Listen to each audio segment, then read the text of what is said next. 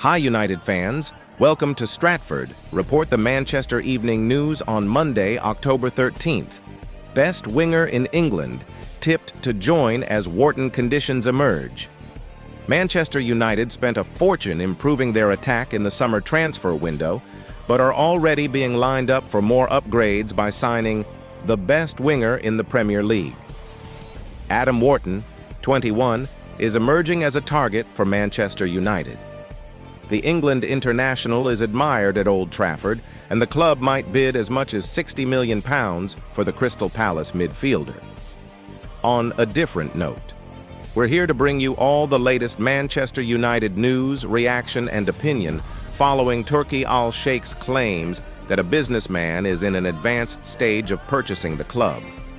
The Saudi Arabian billionaire clarified his comments on Thursday evening, but the rumor mill continues to churn.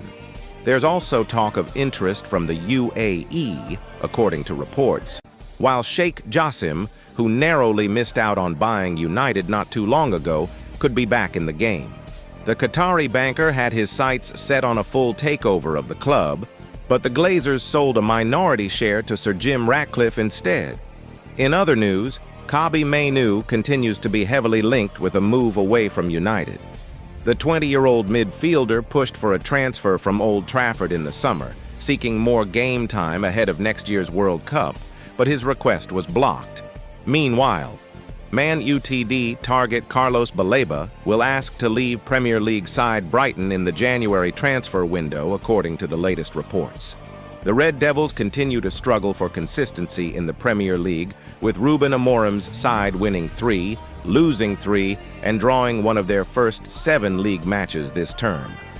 Amorim has managed to earn just 37 points from his first 34 Premier League matches, and there are clear areas of his squad which still need addressing. However, Harry Maguire, whose current deal runs out in June 2026, is also reportedly in talks with the club over a new contract. So stick with us at the Manchester Evening News as we bring you all the latest United news, transfer gossip, and takeover updates. Shifting focus to Zidane breaks silence amid Man United links as next job ambition confirmed. Manchester United have been linked with the managerial swoop for Zinedine Zidane, and the French icon has finally spoken out about his potential next move. Real Madrid icon and Champions League winning manager Zinedine Zidane says he has plans to manage France in the future, following links over a move to Manchester United. The Frenchman had been mentioned as a possible candidate to replace Ruben Amorim after the Portuguese head coach endured a difficult start to the season. However, during the summer, Manchester United made 6 signings to help bolster Ruben Amorim's squad ahead of the 2025-26 campaign. The 6 players who put pen to paper at Old Trafford over the summer were Benjamin Šeško, Matheus Cunha, Brian Mbeumo, Diego Leon, Sene Lammens, and Enzo Canabiyik. During the international break, Manchester United have seen a large number of their players play for their nations, ranging from the first team to the academy. In other news, have rejected claims made by Saudi sports supremo Turki Al-Sheikh that the club is in advanced negotiations over a sale to a new investor. On Wednesday, Al-Sheikh, who has 7.2 million followers on X External, wrote on the social media platform, "The best news I heard today is that Manchester United is now in an advanced stage of completing a deal to sell to a new investor. I hope he's better than the previous owner, and while it is not certain whether United want to play a Saudi Pro League club or a similarly placed European giant, such as AC Milan, head coach Ruben Amorim said last week, "We have to do it. We knew that when we missed Europe, we had to compensate for a lot of things, including our fans and the budget, so we are putting it all together to do that." On Sunday, Al-Sheikh unveiled the latest Riyadh season schedule, which did not include any football, though it is thought a game could be added, and said the brand value of the list of sporting events has now reached $3.2 billion, £2.39 billion. Meanwhile, Sir Jim Ratcliffe mentioned Arsenal's faith in Mikel Arteta when saying he would like to give Ruben Amorim 3 years at Man UT. But how does his record in his first 50 games in charge compare? Have your say in our poll. Sir Jim Ratcliffe has cited Mikel Arteta's miserable start as Arsenal boss as a reason to have patience with Manchester United's under-fire head coach Ruben Amorim. But how do their first 50 games in charge really compare? Moving on. Ruben needs to demonstrate he is a great coach over 3 years, the Manchester United minority owner told the Business Podcast. Football is not overnight, it's 3 years. You also look at Arteta. He had a miserable time over the first couple of years. Man United up for sale? Saudi boxing supremo Turki Al-Sheikh claims Red Devils are in an advanced stage of completing a deal to sell to a new investor, and appears to aim a dig at the Glazers. And Sir Jim Ratcliffe, Amorim needs 3 years to prove he is a great coach, says co-owner Sir Jim Ratcliffe. Amorim will complete a year at the Old Trafford helm in November, but his record since arriving from Portuguese club Sporting has not been good. United finished 15th in the Premier League last season, their worst performance since the 1973-74 campaign, in which they were relegated from the top flight. Despite a summer transfer outlay in excess of £200 million, they have already lost 3 times in the league this season and been knocked out of the EFL Cup by League Two Grimsby.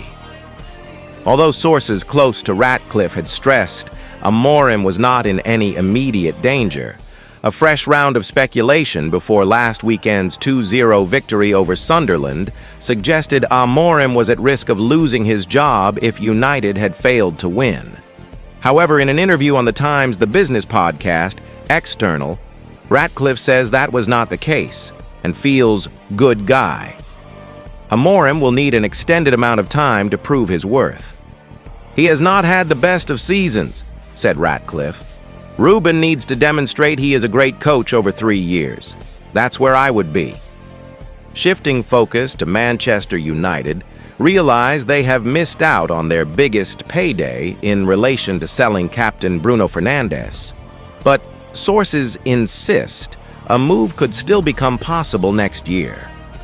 United could have cashed in as much as £100 million during the summer transfer window when Fernandes had the opportunity to move to Saudi Arabia. Bruno. Fernandes wants to stay at Manchester United. Manchester United captain Bruno Fernandes, 31, does not plan on leaving the club in January despite interest in the Portugal midfielder from Saudi Arabia. However, United and England defender Harry Maguire, 32, is hoping to sign a new contract with his current deal at Old Trafford set to expire at the end of the season. Meanwhile, United Fabrizio Romano confirms Tyrell Malaysia will leave Manchester United next summer.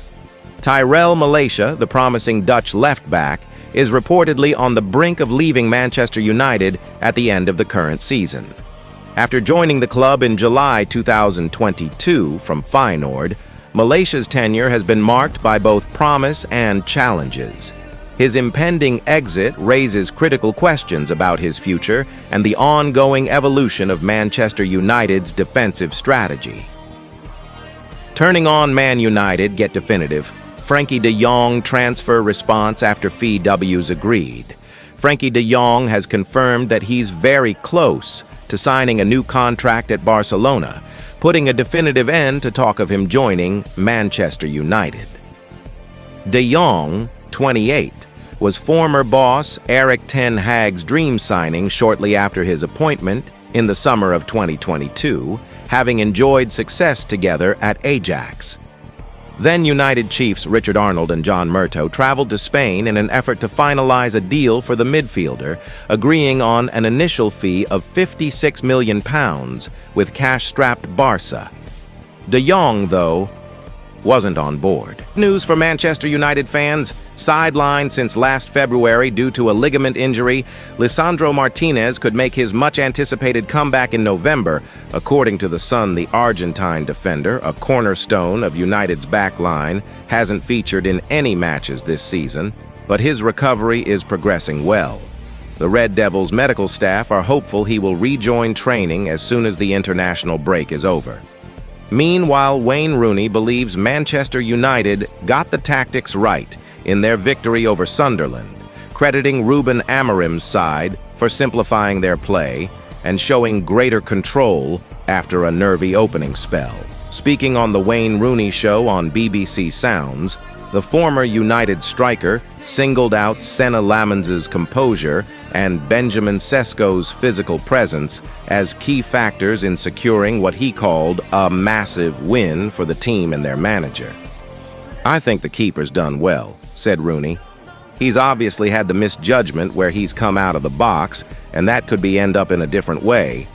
But I thought in the main he simplified things, which for a keeper is not a bad thing. He didn't take too many touches on the ball. He got the ball forward quick, and it was effective. Sesko has been good at winning headers in the air and Mbeumo running in behind him, so I actually thought Manchester United got the tactics right. I think Amorim slightly changed his tactics and went with two forwards up top, and it worked certainly for the first 30 minutes. Sunderland had to change it early on in the first half, and then from there, they saw the game out well. Sunderland didn't really cause that many problems. The result was the most important thing." Rooney also highlighted Sesko's influence up front, saying the forward's strength and movement gave United a focal point and created space for the likes of Bryan Mbeumo and Mason Mount to exploit. "I think he's a handful, and he uses his body well. He challenges for balls, and it makes it easier for Mbeumo, Cunha when he's on, or Mount to make runs in behind him. So I think that's clearly something they've worked on. But that's not all. We're also diving deep into Matheus Cunha's incredible reaction after being dropped to the bench against Sunderland. While some players would complain or throw a tantrum on social media, Cunha did something that shocked everyone. And trust me, his response tells us everything about what's really happening behind the scenes at United under Ruben Amorim. And here's where it gets even more interesting. We've got exclusive insights into the Mason Mount versus Matheus Cunha battle, breaking transfer news involving Marc-Andre ter Stegen that Fabrizio Romano would be all over Harry Maguire's contract situation that could save the club millions. And the real reason why Sir Jim Ratcliffe should be losing sleep over Manchester United's vanishing influence on English football. From Gordon Hill's passionate plea about our disappearing history, to the tactical breakdown of Amram's system, to what this all means for United's future and our chances of climbing back to the top four, we're covering everything. We'll analyze the stats, break down the social media reactions, and give you the full picture of where United really stands right now. Stick with me until the end, because I'm going to reveal exactly what needs to happen for United to turn this crisis around, and why the next few weeks could define our entire season. If you're a true Red Devil supporter, you cannot afford to miss this. Let's get into it. First off, let's set the scene with that Saturday afternoon clash at Old Trafford on October 4th, 2025. Manchester United hosted Sunderland in the Premier League, and it was a match we needed to win, heading into the international break. Ruben Amorim's side delivered a solid 2-0 victory, with goals coming in the first half to seal the deal early. This wasn't just any win, it marked our third consecutive home victory, something that has been a bright spot in what has otherwise been a challenging campaign. The atmosphere was electric, with fans filling the stands and pushing the team forward. Sunderland, back in the top flight after promotion, put up a fight, but United's defense held firm and we controlled the game with relative ease after taking the lead. Now, the big talking point was the lineup choice. Mason Mount got the nod in the starting 11, replacing summer's signing Matheus Cunha, who found himself on the bench. This raised a few eyebrows among fans and pundits alike, given Cunha's electric start to life at United earlier in the season. In other news, Gary Neville thinks Ruben Amorim is not off the hook. despite Manchester United's important 2-0 win over Sunderland. In the latest edition of the Gary Neville podcast, the Sky Sports pundit gave his verdict on Manchester United's win over Sunderland. Neville hit back at claims from Ruben Amorim that criticism of the players is affecting their belief in his system. The victory lifts United up to 9th in the Premier League table ahead of Sunday's fixtures, heading into the international break. However, Amorim said ahead of the game that he is convinced criticism from within the media is affecting his players and their confidence in his much-maligned 3-4-3 system. He said, "My players, I guarantee you, they are listening to all the opinions, and they are putting that inside because we are not winning games. They have to believe in me. So my biggest problem is that my players believe in you guys when you say the problem of our team is the system." Meanwhile, Mason Mount felt the character shown by Manchester United was a key factor in helping the Reds to victory over Sunderland at Old Trafford. Mount's 8th-minute finish provided the perfect start for United, curling a low shot home in front of the Stratford end after brilliantly bringing down Brian Mbeumo's right-wing cross. Mason Mount, selected ahead of Matheus Cunha, scored a fine opening goal before Benjamin Sesko netted at Old Trafford for the first time in front of his home supporters. Sunderland struggled to cope and even switched to 3-4-3 in a bid to alter the flow. Shifting to focus to Benjamin Sesko makes exciting prediction after Manchester United goal. "I will show that." Manchester United striker Benjamin Sesko promised he will continue to improve after scoring against Sunderland. Sesko eases pressure on Amorim as Manchester United avoid Sunderland slip Ruben. Amorim will be pleased the only storm Manchester United had to navigate was provided by the skies. The head coach witnessed a rare, comfortable victory against Sunderland to alleviate the pressure on him for a fortnight at least. Elsewhere, there were flashes from Regis Lebris's side that hinted at their confident start to the campaign. Bertrand Traoré almost opening the scoring, and Granit Xhaka firing off a shot. They also thought they had a penalty against Sesko, but VAR rightly overruled it. Now, let's look at Mason Mount. And Benjamin Sesko scored their first home Premier League goals for the club. Although, having joined 2 years apart, that indicates some of the problems Amorim has been dealing with. Apart from a brief scare on a penalty that never was, life was straightforward for United as they secured a 3rd win and first clean sheet of the season amid downpours and gales. But like the Old Trafford roof, the hosts did their job.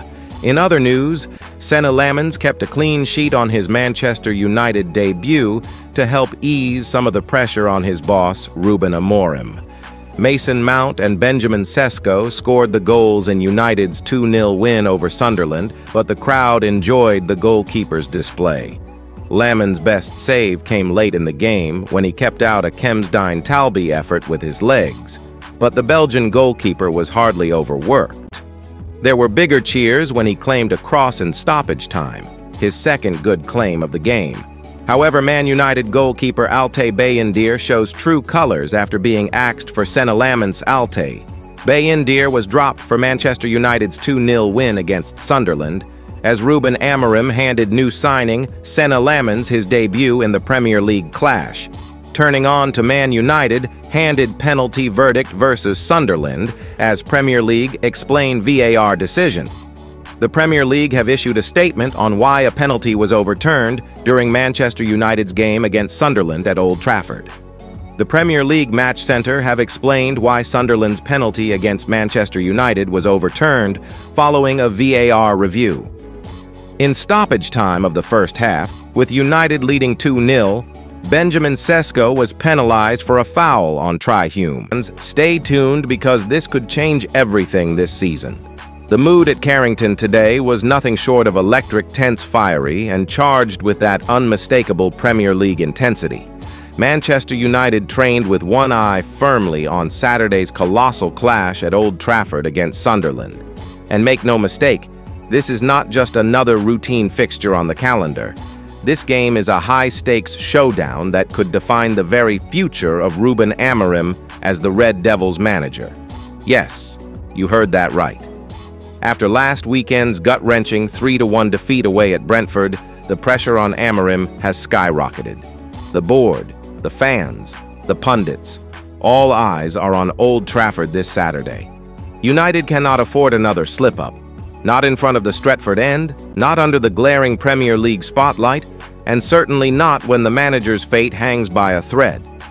Inside Carrington today, sources report an intense, no-nonsense session. The players were pushed hard, sweating through drills designed to iron out the mistakes that have plagued United all season.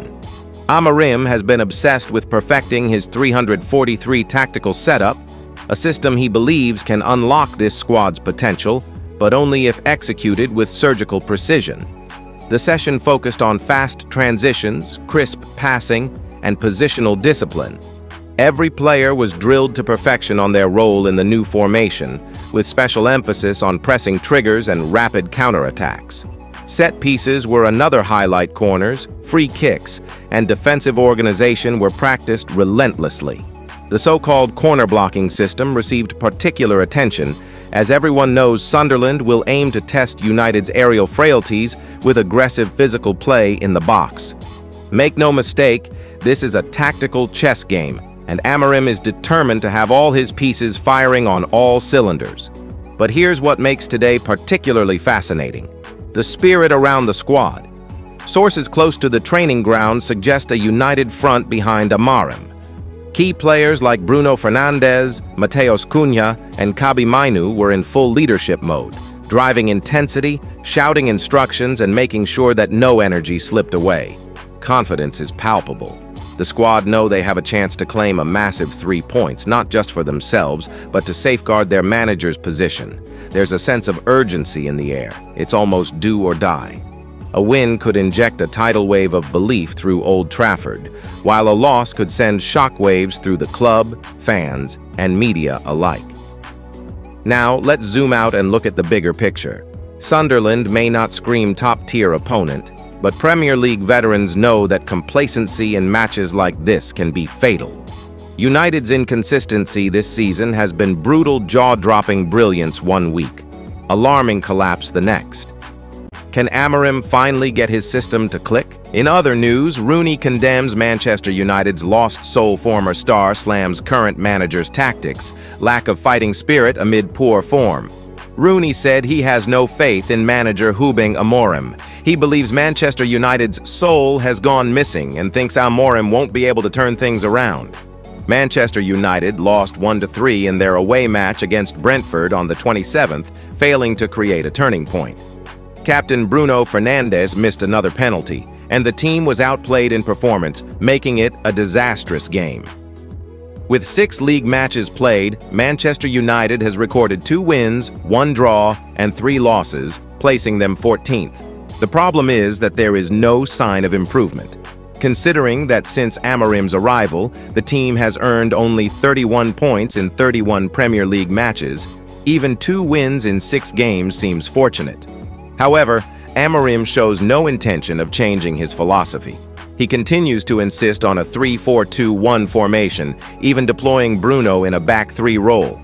After the Brentford match, Amorim bluntly stated, "If we win, it's not because of my system, but if we lose, it's my system's fault," expressing frustration. Rooney, who lifted numerous trophies at Manchester United, could not hide his sighs over his former club's decline. Rooney, the club's all-time top scorer, 253 goals, said Manchester United is broken and that he now expects a loss every time. He emphasized that some current players do not deserve to wear the Manchester United jersey and that the team needs a new engine. He also criticized the club's management. Rooney stated, "I don't see any hope right now. Big changes are needed. Whether it's the manager, players, or anything, if it can revive Manchester United, it must be done." However, despite Rooney's warnings, the Manchester United board has no plans to replace Amorim in the near future. Some speculate that the club has considered Gareth Southgate.